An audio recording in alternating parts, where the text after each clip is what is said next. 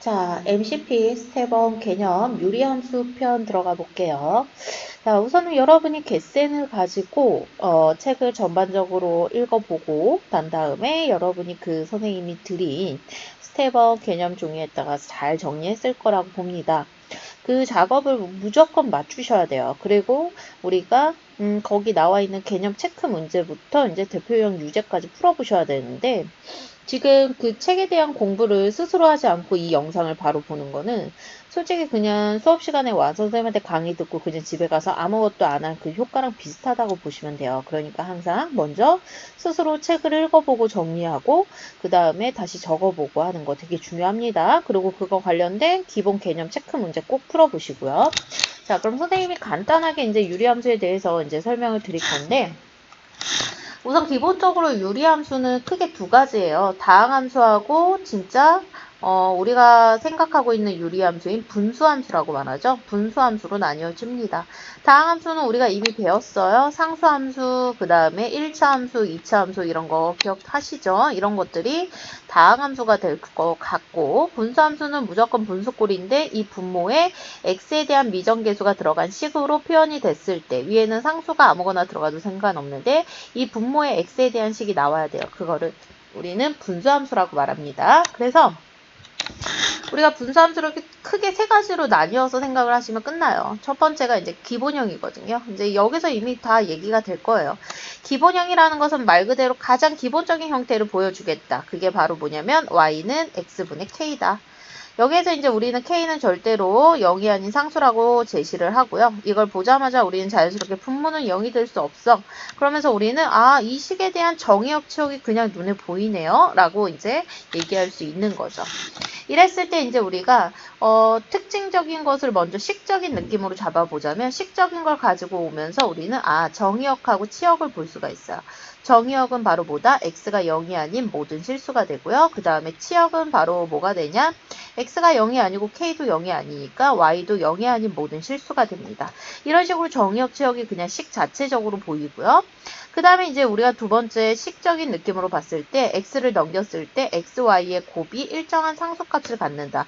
곱이 일정하다. 그럼 여기서 우리가 x도 양수고 y도 양수라는 멘트를 살리면 절대부등식에서 배웠던 합의 최소값을 구할 수 있는 거죠. 그래서 식적인 느낌으로 이 유리함수는 이 분수함수는 약간 산술기하 문제가 응용이 될 수 있겠네 라는 생각도 해볼 수 있다라는 겁니다. 자, 여기까지가 이제 식적인 의미에서 우리가 판단을 해본 거고 이제 그래프로 들어가면서 그래프의 특징을 잡아낼 건데 자, 세 번째로 이제 그래프를 한번 그려보자고요. 자, X축, Y축 이렇게 생겼을 때 그래프가 이제 우리가 예를 들어서 두 가지의 그래프를 한번 그려볼까요? Y는 X분의 2부터 그려보면은 그래프를 그릴 때 우리는 어렵게 생각하지 않고 점을 찍어보죠. 1 넣었을 때 2고 2 넣었을 때 얼마고 1이고 3 넣었을 때 3분의 2고 뭐 이런 식으로 해서 점을 찍어보면은 이런 식으로 곡선이 형성이 됩니다. 절대로 0의 값은 정의되지 않기 때문에 이런 식으로. 근데 X축이랑 절대 만나지 않아요. 그렇다고 Y축이랑도 만나지 않아요. 다가갈 뿐이지 절대로 만나지 않은 형태. 똑같이 음수를 대입해도 점을 찍어보면은 이런 형태가 나옵니다. 그죠? 전혀 어렵지 않아요. 그래서 똑같은 모양이 나온다 해서 우리는 여기서 쌍곡선이다. 그래서 그래프의 형태는 쌍곡선이다. 쌍곡선이 형태가 나오는구나. 그러고서는 축에 다가가지만 절대로 만나지 않은 모습이 보이시죠? 이것을 우리는 뭐라고 부르냐면 정근선이라고 부르네요. 정근선. 정근선이 눈에 보인다는 거예요. 그래서 그래프의 특징은 쌍곡선이 나오는데 정근선이다. 근데 이제 또 우리가 한 번 더 세밀하게 조사를 해보면 쌍곡선인데 뭐에 대한 대칭인 쌍곡선이냐면 원점에 대한 대칭인 쌍곡선이다. 그래서 그래프의 특징을 한번 적어보면은 원점 대칭 쌍곡선이다. 원점 대칭 쌍곡선의 모양을 가지고 두 번째 정근선이 눈에 보인다. 그래프를 보면서 이제 뭔가 특징적인 면이 보이시죠? 자, 그런 다음에 이제 예를 들어서 또 이번에는 다른 그래프를 그려보면은 요런 그래프를 그려볼까요? y는 x분의 마이너스 2. 딱 대조적인 느낌이죠? x에다 음수를 집어넣으면 양수의 값이 나오는 거죠. 그래서 이런 식으로 2, 4분면이랑 4, 4분면에 그려지네요. 이렇게. 똑같은 모양이 나오지만 어떤 사분면에 있느냐에 따라 달라지죠. 그래서 우리가 세 번째 특징을 잡아보면은 K의 부호에 따라서 K가 양수면 1, 3 라인에서 그래프가 그려지고 K가 음수면은 2, 4 라인에서 그래프가 그려진다라는 거 확인할 수 있고요. 그 다음에 양수일 때는 X가 점점 커질 때 Y는 점점점 작아지고 있죠. 그래서 무슨 함수다? 감소함수다 라는 느낌이 보이시고요.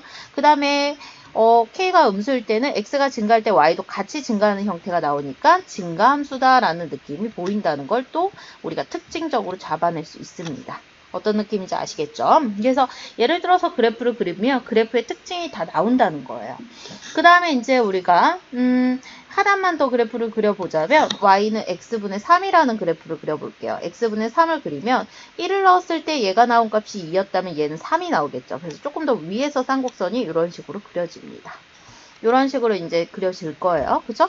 그리고 y는 x분의 마3을 그려봐도 이제 똑같은 효과가 나옵니다. y는 x분의 마3을 그려봐도 1 넣었을 때 얘는 2였지만 마이너스 1 넣었을 때 2였지만 걔보다 조금 위인 3을 찍어서 이런 식으로 그려집니다. 그죠? 이런 식으로 우리가 그려본 결과 네 번째 특징을 또 잡아낼 수 있겠네요. 바로 뭐냐면은 K의 절대값이 커지면 커질수록 어때요? 쌍곡선이 점점 원점에서 멀어지죠. 원점에서 멀어진다. 멀어지는 걸 느낄 수 있겠다. 그죠? 여기까지 하면 이제 기본형에 대한 그래프의 특징까지 잡아낼 수 있는데요. 되게 중요한 거를 이제 얘기를 하고 싶어요. 이제 특징을 잡아냈고 뭐가 포인트일 것이냐. 항상 함수마다 포인트가 있잖아요. 1차 함수는 기울기가 포인트고 2차 함수는 꼭지점이 포인트잖아요. 그럼 분수 함수는 뭐가 포인트인지 한번 보니까 바로 지금 원점에 대해서 대칭이거든요. 그리고 원점을 지나는 축이 바로 x축, y축이잖아요. x축, y축이 바로 정근선이에요. x축, y축이 정근선인데 우리는 지금 이 정근선을 우리가 식으로 표현했을 때 x축은 y는 0이라고 하고 y축은 x는 0이라고 표현하잖아요. 이런 거를 우리는 뭐라고 표현하냐면은 정근선의 방정식이라고 표현하죠. 정근선의 방정식. 그래서 가만히 보니까 원점 0,0에 대한 대칭이고 그리고 x는 0, y는 0이라는 정근선이 주어져. 그럼 정근선의 지금 교점이 정근선의 방정식의 교점이 바로 대칭점이 되는 거고 그 다음에 가만히 보니까 정근선의 방정식이 정의역 지역에 영향을 주죠. 그쵸? 그 정근선은 결정되지 않는 값이야. 그래서 분수함수는 제일 중요한 게 바로 뭐냐? 그거네요. 바로 정근선이죠. 한마디로 말해서 정근선의 교점이 제일 중요할 것 같아요. 그 교점을 가지고 우리는 각각의 정근선, 그러니까 한마디로 정근선의 방정식이 중요하다라고 말해도 되고 정근선의 방정식을 두 개를 합산해서 교점식으로 해가지고 그 교점이 제일 중요하다. 그래서 교점은 바로 대칭점, 원점에 대한 대칭, 쌍곡선을 대칭하게끔 하는 대칭점이 되면서 그 다음에 정의역과 치역을 결정할 수 있는 값이라는 거죠. 너무나 중요한 힌트가 됩니다. 그죠?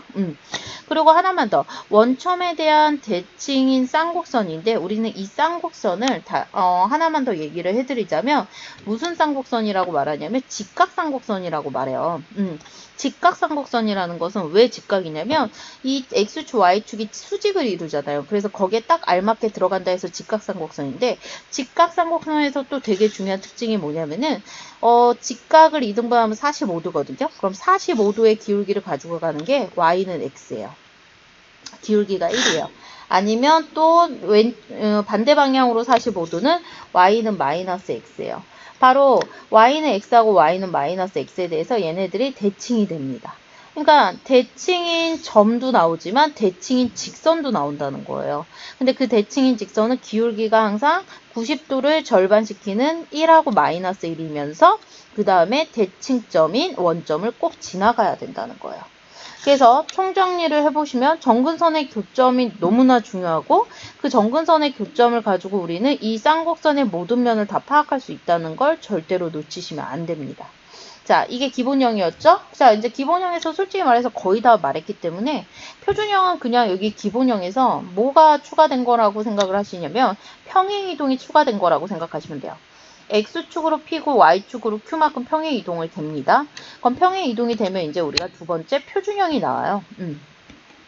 그래서 표준형의 형태는 Y 빼기 Q는 X 빼기 P분의 K가 돼요. 똑같아요. 그럼 뭐가 바뀔 것이냐라고 생각을 하는 게 제일 중요하겠죠. 자, 그래프면으로 먼저 따지고 들어갈 거예요. 그래프면으로 따지고 들어가면은 지금 X축, Y축이 원래 우리가 정근선, 기본형의 정근선의 축이었다면 평행 이동만 만큼의 축이 바뀌겠죠. 그러면 X축으로 P만큼, Y축으로 Q만큼 이동이 되잖아요. 둘 다 양수라고 생각을 해봅시다.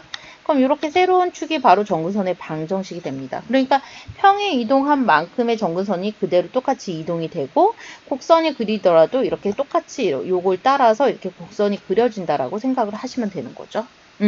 그럼 표준형에서 이제 우리가 차차 하나씩 조사를 해보면 첫 번째, 표준형에서 갖게 되는 특징 첫 번째, 정의역, 치역이죠. 그럼 정의역은 뭐다? X가 P가 아닌 모든 실수가 나오고요. 치역은 뭐다? Y가 Q가 아닌 모든 실수가 바로 보이시죠. 정근선만 보이면 다 보이는 거죠. 두 번째, 우리는 정근선의 교점인 대칭점을 찾아낼 수 있겠죠. 그럼 대칭점을 찾아내주시면은 어떻게 되냐면 P, Q가 대칭점이 됩니다. 그 다음에 이제 세 번째, 대칭점이 나왔으니까 그 대칭점을 중심으로 정근선의 방정식인 X는 P, Y는 Q라는 정근선의 방정식을 구해줄 수 있고요. 그 다음에 네 번째 하나만 더 우리가 생각을 해보자면은 우리가 대칭을 시킬 수 있는 점도 있지만 대칭을 시킬 수 있는 직선도 있다는 걸 까먹으면 안 돼요. 대칭인 직선은 바로 뭐가 되냐면은 기울기가 항상 뚫마 1이고, 그죠? 어디를 무조건 지나갈 수밖에 없죠? 이 대칭점 P, Q를 지나갈 수밖에 없으니까 X-P 더하기 Q로 마무리 져줄 수 있어요. 그래서 기본적으로 이 네 가지의 특징을 여러분이 잡아낸다고 생각을 하시면 됩니다. 그럼 표준형이 끝나요. 자, 이제 표준형까지 배웠으면 이제 마지막 마무리는 일반형인데요. 일반형은 그러니까 표준형을 뭐 한다고 생각하냐면 통분된 형태라고 보시면 돼요. ax 플러스 b분의 cx 플러스 d. 근데 선생님이 준 개념 정의에 ax 플러스 b가 위에 있을 것 같으니까 이렇게 적어보죠. 자, 이렇게 적었을 때 이런 일반형을 가지고 그럼 우리는 뭐로 바꿔야지 정근선이 눈에 보일 것이냐. 아까 표준형을 가만히 보니까 시계 자체적으로 정근선이 눈에 보이잖아요. 정근선이 눈에 보이기 때문에 이런 형태가 나와야지만이 일반형도 쓸 수 있겠다라고 생각을 할 수 있을 것 같아요. 그러면 당연히 우리는 일반형을 표준형으로 고칠 줄은 아셔야 됩니다. 일반형을 표준형으로 고쳐주시면 어떻게 하시면 되냐면 분자를 분모로 나누시면 돼요. 분자를 분모로 나눠보시면 이제 표준형을 고치는 원리가 나와요. ax 플러스 b를 가지고 cx 플러스 d로 나눕니다. 그러면 c분의 a만큼 들어가죠. 그럼 ax 플러스 c분의 ad가 돼요. 그럼 빼주시면 b 마이너스 c분의 ad가 되거든요. 그럼 결론적으로 어떤 형태가 나오냐면 y는 cx 플러스 d 위에는 바로 얼마만큼? b 마이너스 c분의 ad만큼 남아있고요. 그 다음에 뒤에 남게 되는 값이 뭐가 남냐면 c분의 a만큼 남아요. 이렇게 고쳐주시면 된다는 거예요. 중요하진 않아요. 외울 것도 없고요. 근데 결론적으로 이렇게 매번 고쳐서 그러면 우리가 정근선을 찾아내야 되냐. 정근선이 이제 여기 분모가 0이 되는 값, 분자가 이제 여기 뒤에 y가 넘어와서 생기는 값, 이게 바로 정근선일 텐데 정근선의 방정식을 그럼 매번 이렇게 찾아야 되냐. 너무 귀찮잖아요. 그래서 빨리 찾을 수 있는 방법은 우선은 x에 대한 정근선, 그게 가장 키포인트인데 x에 대한 정근선은 분모가 0 되는 값이에요. 그래서 x에 대한 정근선은 마이너스 c분의 d가 됩니다. 그리고 이제 y에 대한 정근선을 보시면 y에 대한 정근선은 바로 요거 x 앞에 대수의 b가 y에 대한 정근선이 어때요? 똑같이 나오죠? 이렇게 해서 우리는 정근선을 식 안에서 바로 찾을 수 있도록 하셔야 돼요. 단, 그러면 왜 이렇게 고칠 것이냐? 이렇게 고치는 이유는 딱 하나예요. 바로 요 K값을 확인하려고 고칩니다. 왜 K값을 확인해야 되냐? K값을 알아야지 이 두 개의 함수의 관계가 서로 평행이동의 관계인지 아닌지를 확인할 수 있기 때문에 K값은 확인할 필요가 있어요. 표준형으로 고쳐서. 그래서 그런 식으로 했을 때 이제 우리가 정근선도 찾아냈으니까 그 정근선을 가지고 여러분은 당연히 정역, 치역 찾으셔야 되고요. 그 다음에 대칭점 찾으셔야 되고요. 그 다음에 대칭인 직선도 찾아주셔야 되겠죠. 그런 식으로 해가지고 우리가 이런 것들 기본 소스를 다 가지고 가셔야 됩니다. 그리고 하나만 더. 그럼 K값을 알아야지 또 이제 방향성을 아니까 우리가 그래프를 그린다라고 하잖아요. 근데 그렇게 하지 않고도 우리가 그래프를 빨리 그릴 수 있는 방법은 아셔야 돼요. 자, 그래프 그리는 방법이요. 그래프 그리기. 우선은 그래프 그리기의 첫 번째는 바로 정근선의 방정식을 찾으면 돼요. 정근선의 방정식을 찾으시고요. 그 다음에 두 번째로는 Y절편 혹은 X절편을 찾습니다. 그럼 끝나요. 그럼 보세요. 예를 들어서 자 선생님이 y는 3x 빼기 1분의 2x 더하기 1 이렇게 주어졌을 때 정근선부터 찾으면 x 밑에 분모가 0 되는 값 x는 3분의 1 나오죠. 그 다음에 y 앞에 개수의 b가 바로 y의 정근선 y는 3분의 2가 돼요. 그런 다음에 선생님은 여기서 x에다 00 집어넣어서 정근선 저기 y 절편을 찾으면 y 절편 마이너스 1이거든요. 그럼 마이너스 1을 지나가는 이제 쌍곡선을 그릴 건데 이렇게 뚫고 지나가지 않잖아요. 정근선에 붙어서 지나가야 되니까 이런 식으로 보이시죠? 그래서 그래프는 이런 식으로 우리가 그려주시면 된다는 걸 꼭 기억하세요. 그래서 K값이 굳이 필요하지는 않았다는 거예요. 그리고 또 그래프를 그려보면 아 K는 양수겠네라는 것도 우리가 예측할 수 있겠죠. 거꾸로. 그런 식으로 이제 우리가 가시면 되고요. 마지막으로 우리가 이제 일반형에서 배워야 될 거는 바로 역함수입니다. 일반형에서 우리가 역함수를 바로 구할 수 있으셔야 되거든요. 역함수는 우리가 어떻게 구하죠? x하고 y하고 대칭시킨 다음에 y는으로 정리해 주는 게 역함수 구하는 원리잖아요. 물론 이런 식으로 구하셔도 돼요. 근데 시간이 오래 걸리겠죠. 그러면 우리가 역함수를 그럼 빨리 구할 수는 없을까? 이제 고민해서 이제 공식화 시킨 게 있어요. 바로 뭐냐면은 요 대각선 라인의 개수를 보세요. 숫자를 봤을 때 요거를 자리를 싹 바꿉니다. 그러면 y는 나머지 똑같은 건 cx 플러스 b 똑같아요. 근데 얘가 a가 이쪽으로 오면서 부호가 바뀌고 d도 이쪽으로 가면서 부호가 바뀌어서 이렇게 달라붙게 되는 거죠. 이게 바로 y의 인버스가 됩니다. 그래서 역함수 구하는 공식까지 여러분이 완벽하게 외운다면 기본적인 내용은 끝났어요. 자, 다시 한번. 우리는 지금 세 가지 형태의 분수함수로 모든 걸 다 얘기를 했는데요.